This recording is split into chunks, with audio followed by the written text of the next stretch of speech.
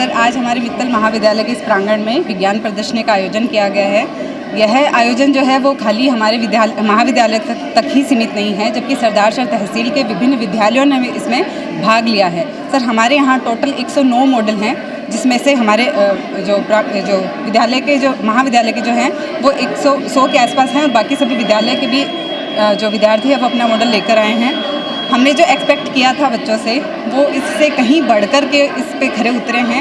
और जो हमारे बीच में जो अतिथिगण वगैरह उपस्थित हुए थे, चेयरमैन सर, एसपीटी कॉलेज के जो प्राचार्य सर हैं, वो देख करके बहुत ही खुश हुए कि बच्चे आज इस स्तर पर कार्य कर रहे हैं, या उनकी सोच का स्तर जो है वो इतना बढ़ गया है कि वो आज घर पे वेस्ट मटेरियल से इतने मॉडल्स को तैयार कर पा रहे हैं। हमारे इस विज्ञान प्रदर्शनी का मूल उद्देश्य छात्राओं में वैज्ञानिक दृष्टिकोण उत्पन्न करना था, और मैं ये मानती हूँ कि ये जो हमारा उद्देश्य है वो पूर्ण रूप से कामयाब होता हमें नज़र आया है।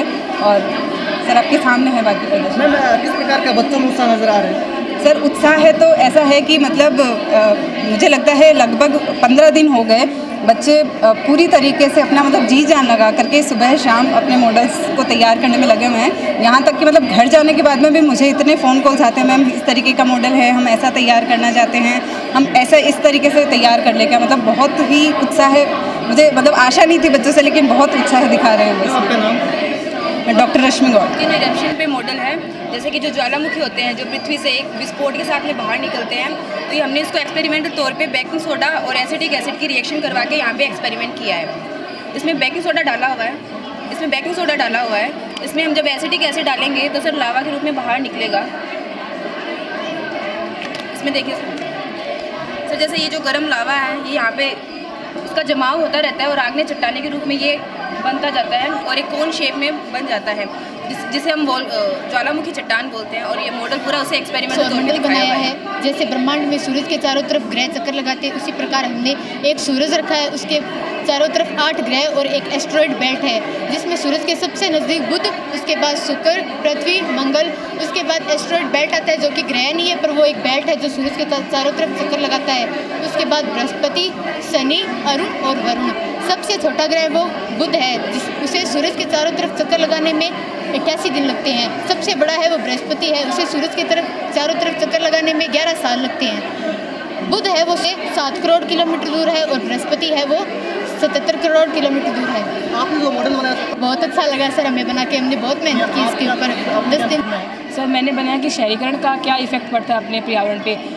जैसा कि सर हम जानते हैं कि पर्यावरण और विकास दोनों हमारे लिए बहुत इंपॉर्टेंट होती है, लेकिन हम पर्यावरण को हानि पहुंचा कर यदि हमारा विकास करें तो वो विकास सतत न होकर जो आने वाली पीढ़ी होती है उसके लिए बहुत हानिकारक होता है। जैसे मान लो जैसे मानव सभ्यता का विकास हो रहा है, वैसे वैसे अपनी आवश्यकताएं बढ़ रही है, तो मनुष्य क्या करता है, अपने स्वार्थ के लिए उद्योगों को बनाता है, कारखानों को बनाता है, तो वो पेड़ पौधों को काटता है, जिसके कारण जो वन्य जीव होते हैं वो प्रभावित होते हैं, उनका आवास अपन नष्ट करें, उनकी खाद्य श्रृंखला सब खत्म हो रही है। तो इसके लिए विकास करना जरूरी है, लेकिन विकास ऐसे करना चाहिए जैसे मान लो हम फैक्ट्रियों के लिए हम पेड़ पौधे काट रहे हैं तो उसकी दुगनी मात्रा में हमें पेड़ पौधे वापस करने चाहिए। यदि हम फैक्ट्रियाँ बना रहे हैं तो वायु प्रदूषण हो रहा है, तो उस वायु प्रदूषण को रोकने के लिए हमें फिल्टर का यूज़ करना चाहिए, जिसके कारण वायु प्रदूषण ना हो। और यदि अपन जैसे मान लो कि नदियाँ दूषित हो, जैसे उत्तर प्रदेश में जितने भी कारखाने होते हैं उनसे जो जल निकलता है, जो दूषित जल निकलता है, उससे हमारी यमुना नदी बहुत प्रभावित हो रही है। तो पहले यमुना नदी का पानी पीने योग्य था, लेकिन अब यमुना नदी का पानी बहुत दूषित हो गया है। तो सर ये इफेक्ट है, को हमें ध्यान रखना चाहिए। जैसे मान लो कि क्या बनाया है सर, मैंने यही बनाया है कि शहरीकरण का क्या इफेक्ट पड़ रहा है। शहरीकरण साइंस का मॉडल स्टार्ट किया गया और सारे बच्चे बहुत सारे मॉडल बनाने लग गए। काफ़ी इन्जॉयमेंट हो रहा है, कॉलेज की तरफ से बहुत सारे जजेस भी आए हैं और हमने भी बनाया है नेचुरल एनर्जी का, और भी बहुत सारी लड़कियाँ, काफ़ी मज़ा आने लग रहा है यहाँ कॉलेज में। और बच्चों को कितना लाभ होता है? हाँ, काफ़ी बच्चों को बहुत ज़्यादा एडवांटेज भी मिल रहे हैं और काफ़ी कुछ नया सीखने को भी मिल रहा है। कॉलेज में आयोजित विज्ञान प्रदर्शनी में आज हमें आमंत्रित किया गया और हम हमारे साथ बुजुर्ग भी हमारे हैं, आदरणीय बजरंगलाल जी। आज सर्वप्रथम तो मैं मित्तल परिवार को साधुवाद देना चाहूँगा, जिन्होंने वर्षों पहले एक अच्छा प्राइवेट कॉलेज खड़ा किया और आज जो बच्चियों की प्रोग्रेस हमने देखी, काबिले जितना उसकी तारीफ़ की जाए उतनी कम है। बच्चों के बोलने का टैलेंट, भाषा, उनके द्वारा तैयार किए प्रोजेक्ट देख के बहुत ही सुखद महसूस हुआ।